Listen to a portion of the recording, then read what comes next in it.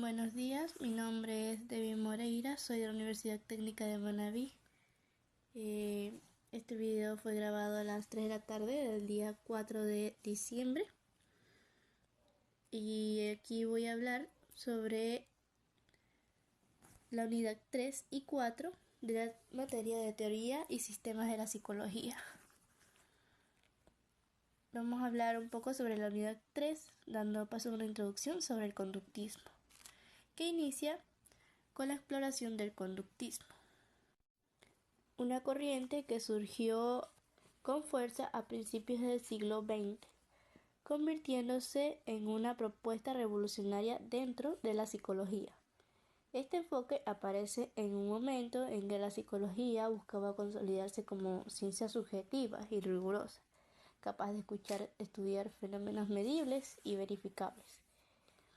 Ante esta necesidad, el conductismo plantea que el camino para lograrlo es concentrarse exclusivamente en la conducta observable, dejando de lado los procesos internos que no pueden medirse directamente.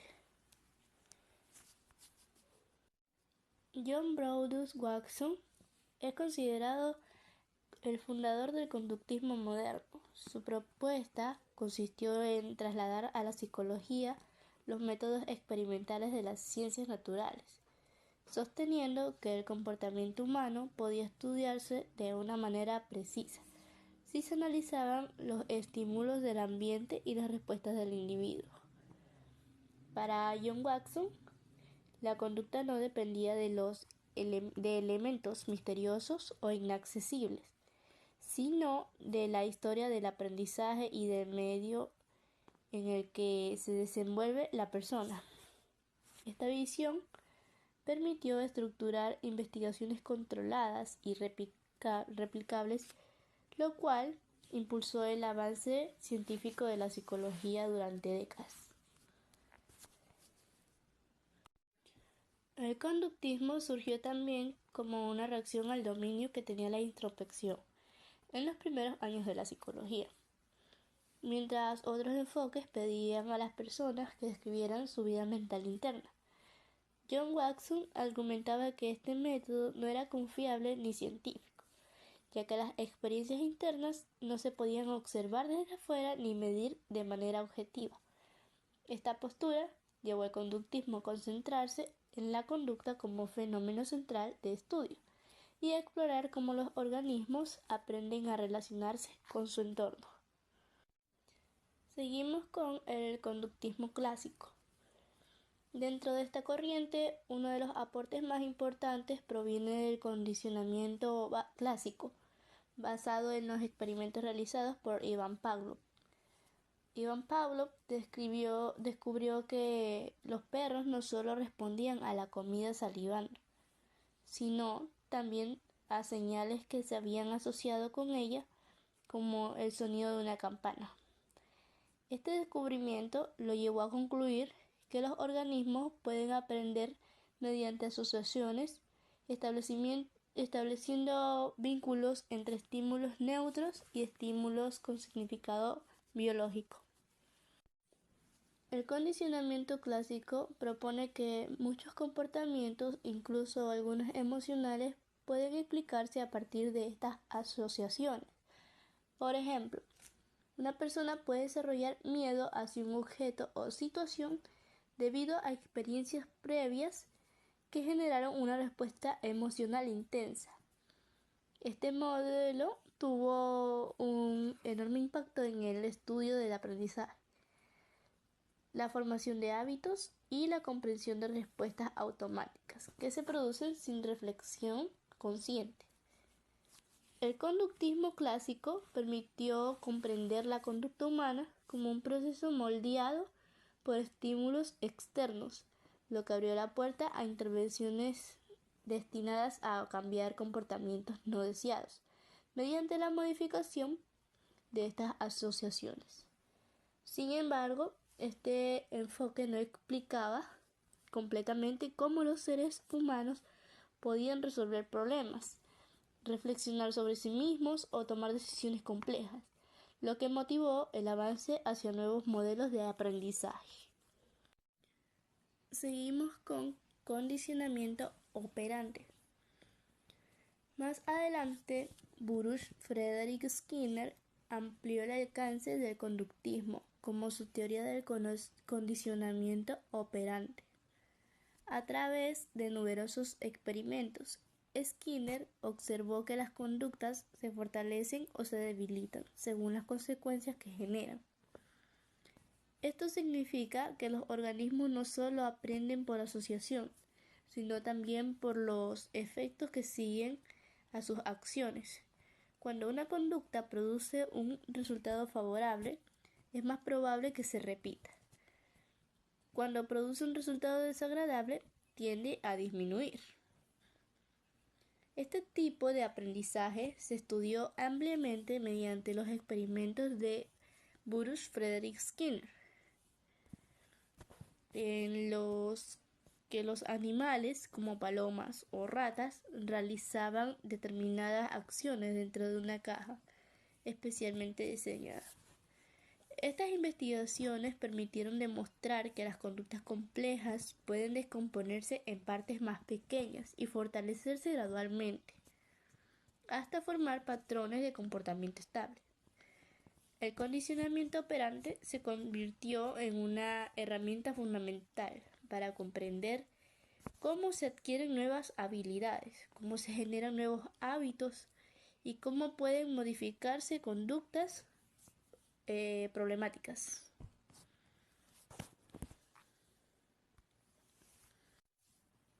A través de esta perspectiva, el conductismo adquirió también una dimensión práctica. Se comenzaron a implementar programas para moldear conductas en diferentes contextos, desde escuelas hasta hospitales, empleando técnicas que fortalecían comportamientos positivos y reducían lo que resultaban perjudiciales. Con el tiempo estas estrategias evolucionaron y se integraron a las terapias conductuales y cognitivas, que hoy en día siguen siendo ampliamente utilizadas. Seguimos con lo que es aprendizaje vicario. Aunque el conductismo explicaba muchos aspectos del aprendizaje, todavía quedaban elementos sin respuestas, especialmente aquellos relacionados con la influencia social.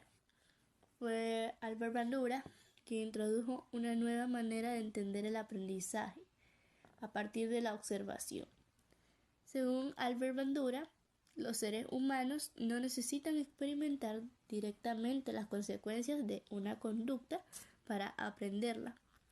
Basta solo con observar el comportamiento de otras personas y las consecuencias que ellas reciben. Este tipo de aprendizaje, conocido como aprendizaje vicario u observacional, juega un papel esencial en la vida cotidiana. Desde muy pequeños aprendemos a través de modelos, imitando comportamientos que observamos en nuestros padres, profesores, amigos, medios de comunicación y figuras sociales. Albert Bandura mostraba que la imitación no es un proceso mecánico, sino que exige atención, interpretación, memoria y motivación. Esta visión integró el componente cognitivo dentro del estudio de la conducta, evidenciando que las personas son activas en el proceso de aprendizaje y no simples receptoras de estímulos externos. El aprendizaje vicario abrió un puente entre el conductismo y el cognitivismo, permitiendo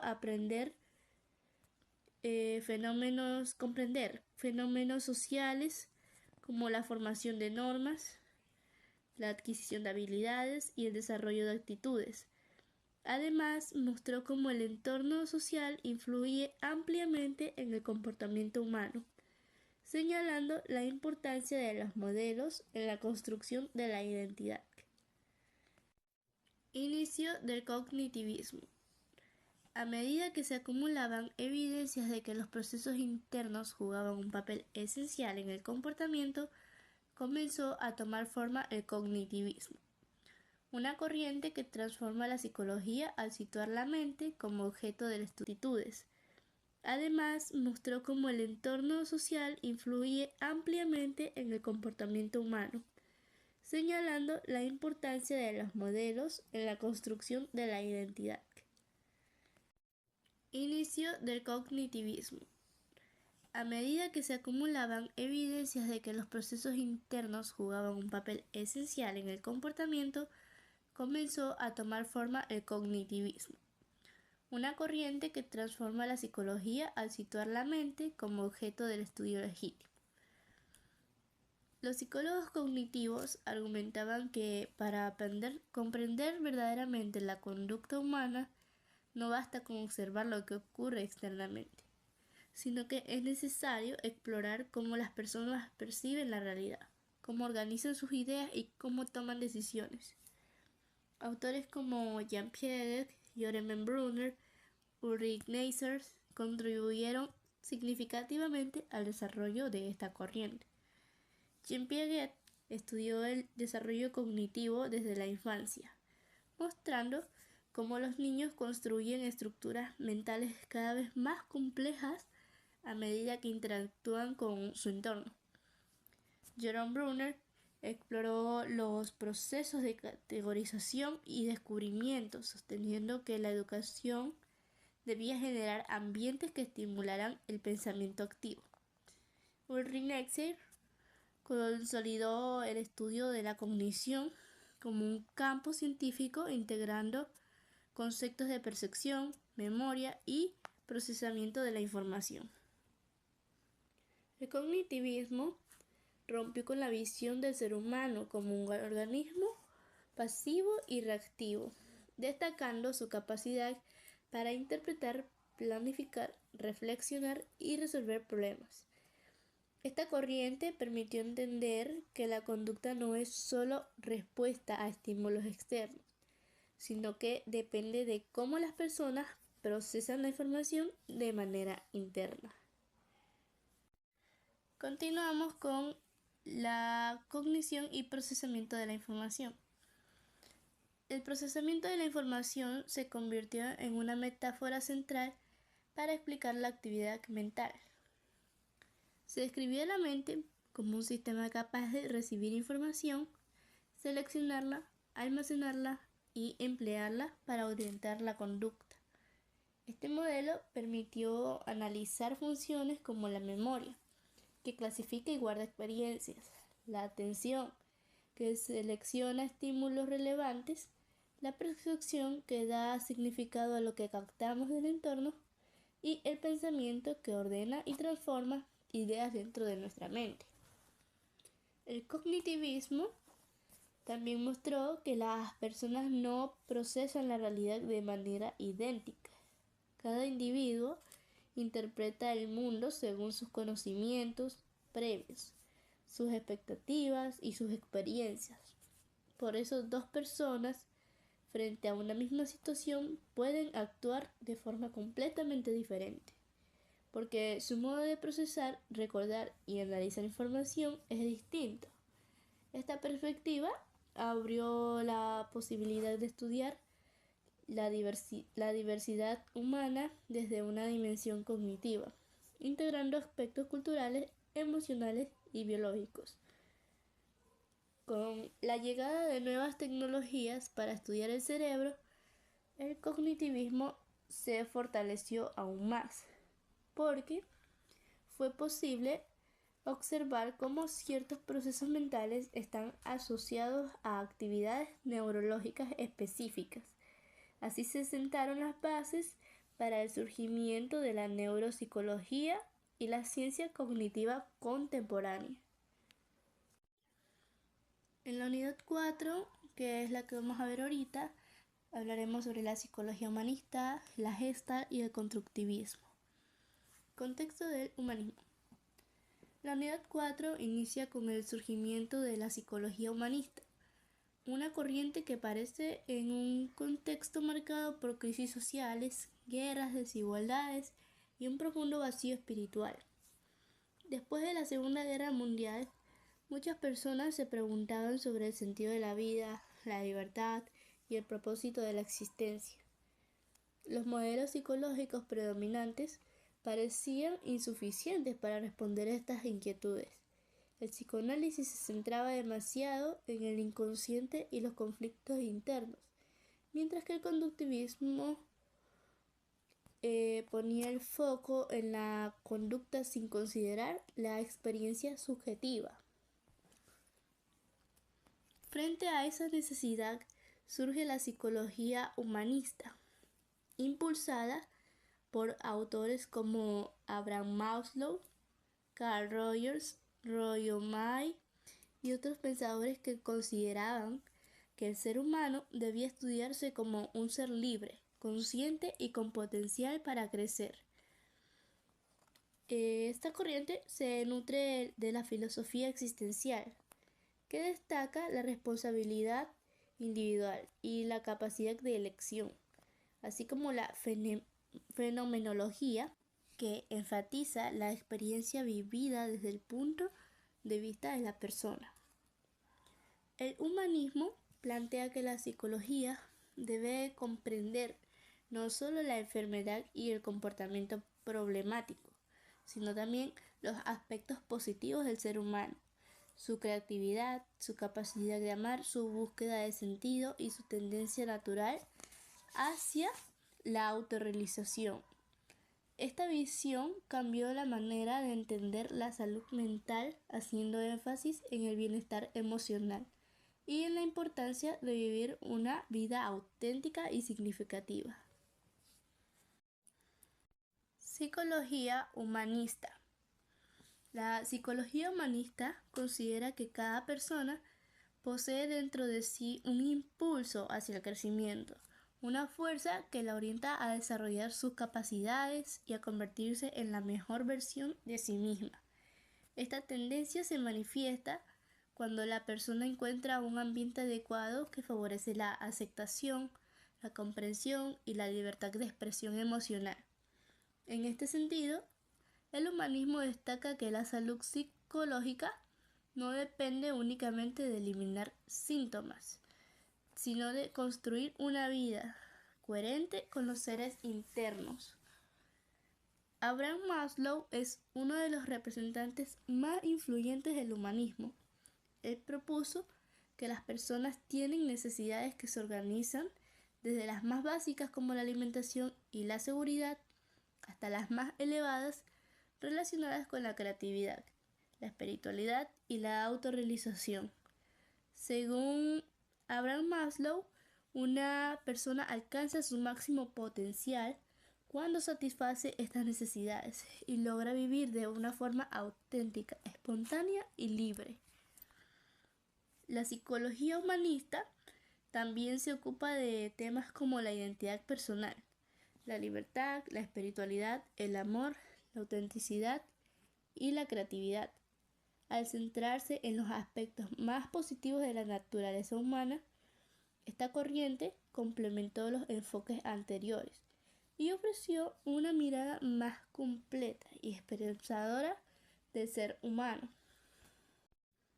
Seguimos con terapia centrada en la persona. Dentro del humanismo, Carl Rogers desarrolló la terapia centrada en la persona, una de las contribuciones más importantes a la psicoterapia moderna. Carl Rogers consideraba que la terapeuta debía ofrecer un ambiente seguro en el que la persona se sintiera aceptada de manera incondicional, es decir, sin ser juzgada. También debía mostrar empatía genuina y relacionarse con autenticidad, lo que significa actuar de manera coherente entre lo que siente y expresa. Para Carl Rogers, cuando una persona experimenta este tipo de relación terapéutica, puede explorar sentimientos profundos, cuestionar creencias limitantes, reorganizar su visión de sí misma y avanzar hacia una vida más plena. Esta terapia se basa en el respeto absoluto hacia la capacidad innata de cada individuo para comprenderse, tomar decisiones y dirigir su propio crecimiento. Seguimos con lo que es logoterapia. Otro aporte central en esta unidad es la logoterapia, creada por Viktor Frankl. Su perspectiva se basa en la idea de que la motivación principal del ser humano es la búsqueda del sentido. Viktor Frankl desarrolló esta teoría tras vivir experiencias extremas en los campos de concentración, donde observó que las personas que encontraban un propósito, incluso en medio del sufrimiento, tenían mayor capacidad para sobrevivir emocionalmente. La logoterapia sostiene que el sentido de la vida no se encuentra en abstracto, sino en las decisiones que cada persona toma en frente a las circunstancias. Viktor Frankl afirmaba que aunque no podemos controlar todo lo que nos sucede, sí podemos elegir nuestra actitud ante cada situación. Esta libertad interior permite que incluso el dolor se transforme en crecimiento personal y espiritual.